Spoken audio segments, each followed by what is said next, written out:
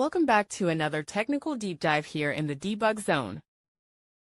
Today we're tackling a big question and breaking it down with insights from other users. Hopefully this clears up some misconceptions and helps you get the answer you need. So buckle up, stay a little curious, and let's jump right in.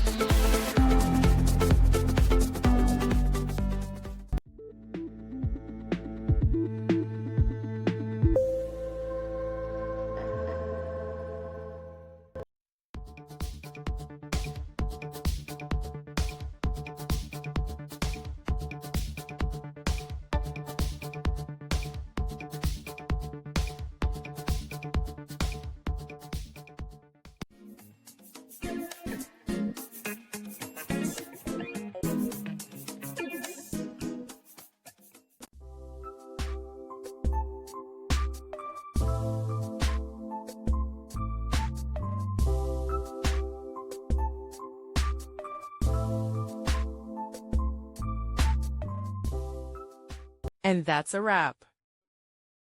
I hope you found the answer you were looking for. If you did, take a second to hit that subscribe button. It really helps out. And let me know in the comments which solution worked best for you. See you next time in the debug zone.